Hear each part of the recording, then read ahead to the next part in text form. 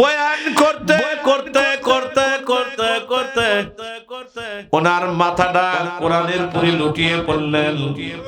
হসপিটালে নেওয়ার আগে আল্লাহর বান্দা স্টেজে ইন্তেকাল করছেন না বাবা।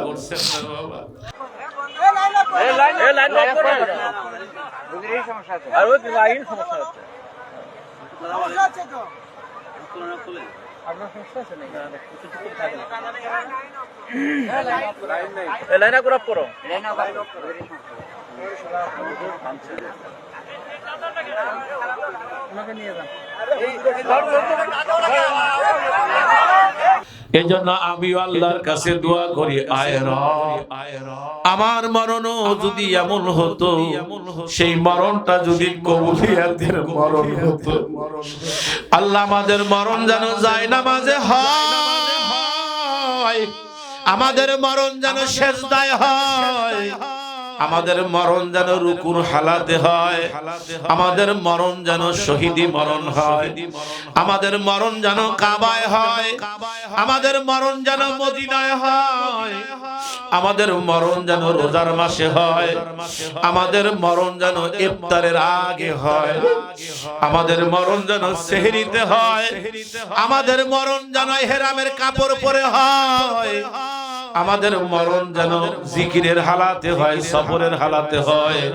আল্লাহ আমাদের মরণটা যেন কবুলিয়াত মরণ হয়। জোরে জোরে বলেন না আমিন। রাসূল এক হাদিসের মধ্যে বলেন, দুনিয়ার মুহাব্বত হলো সকল পাপের মূল। নবী করিম সাল্লাল্লাহু আলাইহি ওয়াসাল্লাম আরেক হাদিসের মধ্যে বলেন, দুনিয়ার ভিতরে ইনকাম করা, হালাল ইনকাম করা ফরজ, তাহলে দুনিয়াদারির কিছু অংশ করা ফরজ। আবার এই দুনিয়ার মুহাব্বত হলো সকল পাপের মূল। কারণ কি? সহজে বুঝাইবার জন্য আমি কিছু বুঝাইতে চাই। এ বাজান, আমি আপনাদেরকে বলতে চাই, বলুন তো, একটা মানুষ যখন বাড়ি ঘর বানায়, বিল্ডিং তৈরি করে, থাকার ভালো ভালো রুম তৈরি করে, গেস্ট হাউস, রান্নাঘর, সিকিং রুম, থাকার রুম, অনেক কিছুই করে সুন্দর থেকে সুন্দর করার জন্য।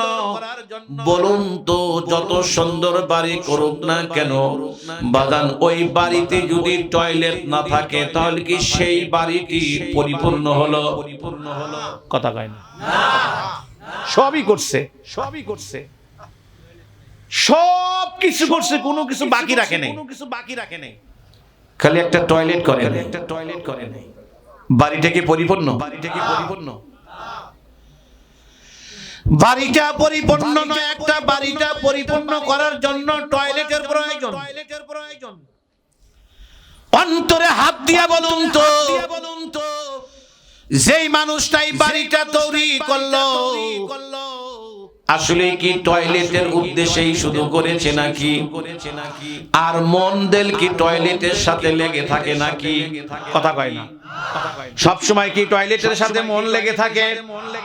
টয়লেটটা যদিও করেছে, সব সময়ের জন্য নয়, কিছু সময়ের জন্য। কথা বলেন। টয়লেট করছে কিছু হাজতের জন্য, কিছু সময় প্রয়োজনের জন্য। বলুন তো, সব সময় প্রয়োজন না কিছু সময় প্রয়োজন? বলুন তো, টয়লেটে কাজ কমপ্লিট হওয়ার পরে 1 সেকেন্ডের জন্য মানুষ কি সে জায়গায় থাকে? কথা কন না কেন আপনারা? কেউ থাকবে? মনে করো টয়লেটের কাজ সব শেষ, পানি ব্যবহার করেছে, কেউ কি বলবে যে না আরামের জন্য আর 2 মিনিট থাকি? 2 মিনিট কেন, 1 সেকেন্ডও থাকবে না। তাহলে বোঝা গেল টয়লেট যেমন উদ্দেশ্য না কিন্তু প্রয়োজন।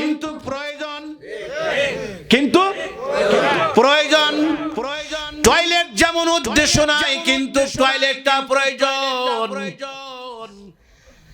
কাম শেষ হয়ে গেলে কেউ আর 1 সেকেন্ড টয়লেটের মধ্যে থাকে না। বাজান, দুনিয়াটা হলো টয়লেটের সমপরিমাণ। দুনিয়া ছাড়া চলবে না, দুনিয়াও দরকার। কিন্তু দুনিয়াটা এমন ভাবে করো যেন দুনিয়াটা টয়লেটের মতো প্রয়োজন, তাই দুনিয়া করি। কথা বলেন না কেন? খাবারের প্রয়োজন তাই বিজনেস করি, বাজান রাত্রি একটু রেস্টের জন্য তাই বাড়ি করি, ঘর করি, টয়লেটে যাওয়ার প্রয়োজন তাই টয়লেট করি, কিন্তু প্রয়োজন ফুরিয়ে গেলে আবার বের হয়ে আসি। রব বুঝাইতে চাই দুনিয়াটা যদিও খেলাধুলার ঘর, রাসূল বলেন এমন ভাবে দুনিয়াদারি করো যেন দুনিয়া তোমার সিনার মধ্যে না ঢোকে। কথা বলেন না কেন? অন্য জায়গায় উদাহরণ দিতে গিয়া বলেন দুনিয়াটা হলো একটা কিস্তির ন্যায়, দরিয়া পাড়ি দিবে, আপনি নৌকার উপরে উঠবেন, নৌকাতে যাবেন, বাজান নৌকা দরিয়া পাড়ি দেওয়ার জন্য যেরকম নৌকার প্রয়োজন, কিন্তু বলুন তো বাজান নৌকা ছাড়া যেমন দরিয়া পাড়ি দেওয়া যায় না, কিন্তু পানি যদি নৌকার উপর পরিপূর্ণ ওঠে নৌকাও যেমন আর চলে না, ডুবে যায়। ঠিক বাজান তোমার আমার দেহটা 3.5 হাত দেহ, আখিরাতের পাড়ি দেওয়ার ডিঙ্গি। খবরদার খবরদার, এই দেহর মধ্যে যেন দুনিয়ার মোহাব্বত ঢুকে যেন তুমি তলিয়ে না যাও দুনিয়ার এই সাগরের মধ্যে। বাবান যেহেতু দুনিয়াতে চিরদিন থাকার জায়গা না, থাকতেও পারবো না। বাজান গতকাল আপনারা দেখেছেন, অনলাইনে দেখেছেন, আমি কলিজাটা ছিঁড়ে গেছে। সম্প্রতি গাইবান্ধার গোবিন্দগঞ্জ উপজেলার রহিমাগঞ্জ ইউনিয়নের বালুয়া গ্রামে একটি ওয়াজ মাহফিলে মাওলানা ফরিদুল ইসলাম নামে 35 বছর বয়স আল্লাহর বান্দা সুরালি কণ্ঠ দ্বারা বয়ান করতেছেন, দিনের বয়ান শুনাইতেছেন। আল্লাহর এই ওলি বয়ান করতে করতে হঠাৎ করে বয়ানের মাঝেই উনি ঢেলে পড়লেন। আমি তো লক্ষ্য করে দেখলাম ওনার মাথা খানা কোরআনের উপর।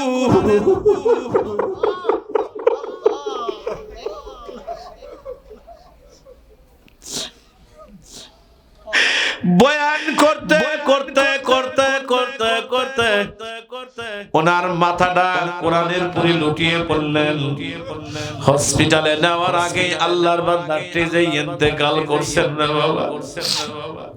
এজন্য আমি আল্লাহর কাছে দোয়া করি, আয় রব আমার মরণও যদি এমন হতো, সেই মরণটা যদি কবুলিয়াতের মরণ হতো, আল্লাহ আমাদের মরণ যেন যায় নামাজে হয়, আমাদের মরণ যেন সেজদায় হয়, আমাদের মরণ যেন রুকুর হালাতে হয়, আমাদের মরণ যেন শহীদি মরণ হয়, আমাদের মরণ যেন কাবায় হয়, আমাদের মরণ যেন মদিনায় হয়, আমাদের মরণ যেন রোজার মাসে হয়, আমাদের মরণ যেন ইফতারের আগে হয়, আমাদের মরণ যেন সেহরিতে হয়, আমাদের মরণ যেন ইহরামের কাপড় পরে হয়, আমাদের মরণ যেন জিকিরের হালাতে হয়, সফরের হালাতে হয়।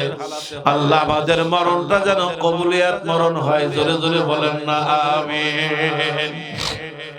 এ মুসলমান ভাইরা আমার, যেই জিনিসটা আমি বুঝাইতে চাই, বাজান রে, যদি আল্লাহর সাথে গভীর সম্পর্ক করতে চান, যদি আল্লাহর সাথে মহব্বত করতে চান, এ বন্ধু আল্লাহর ওলি হইয়া কবরে যাও। কারণ যারা আল্লাহর ওলি হয় এদের দুনিয়াতেও ভয় নাই, কবরেও ভয় নাই, আখিরাতেও ভয় নাই। আল্লাহু আকবার, একটু জোরে বলেন। আলা ইন্না আউলিয়া আল্লাহি লা খাউফুন আলাইহিম ওয়া লা হুম ইয়াহজানুন।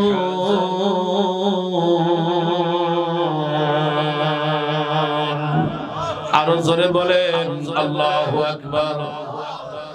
দিল ছেড়া একটা কথা শোনাই, দুনিয়া সাহাবায়ে কেরাম কেমন করছেন, কথাটা বলি শেষ। দুনিয়াটা সাহাবায়ে কেরাম কেমন করেছেন, দুনিয়া আল্লাহর রাসূল কেমন করেছেন, জিজ্ঞাসা করতে চাই আপনাদের পায়ে হাত রেখে। আল্লাহর রাসূলের চাইতে কি সাহাবায়ে কেরামের চাইতে কি বুঝ আমাদের বেশি নেই? নাউজুবিল্লাহ, কোনদিন হইতে পারে না। আবার নবী বলেন, तमाम পৃথিবীতে যত মানুষ আছে ভাই, আল্লাহ শুরু থেকে নিয়ে শেষ পর্যন্ত সমস্ত এলেম আমাকে দিয়ে ধন্য করছেন।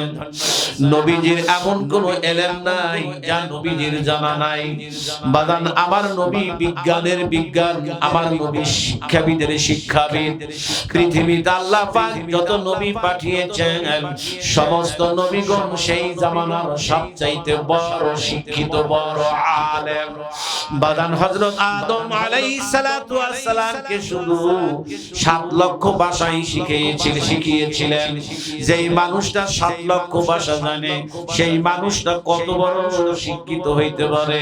আমার নবী বলেন, পৃথিবীর শুরু থেকে নিয়ে শেষ পর্যন্ত যত বিদ্যা আছে সব বিদ্যা আল্লাহ আমাকে দিয়া ধন্য করছেন। বাদান সেই নবীজির দুনিয়াদারি কেমন ছিল? নবীজির সোহবতে যারা ছিল সাহাবায়ে কেরাম, সেই সাহাবায়ে কেরামের বাদান দুনিয়াদারিটা কেমন ছিল শুধু এইটুকু বলেই বিদায়। নবীজির যতগুলি সাহাবী ছিল তার মধ্যে একজন হযরত ওমর ফারুক রাদিয়াল্লাহু তাআলা আনহু। আপনারা বলেন তো এই সোনার মানুষটার নাম শুনেছেন কি শোনেন নাই? শোনেন নাই?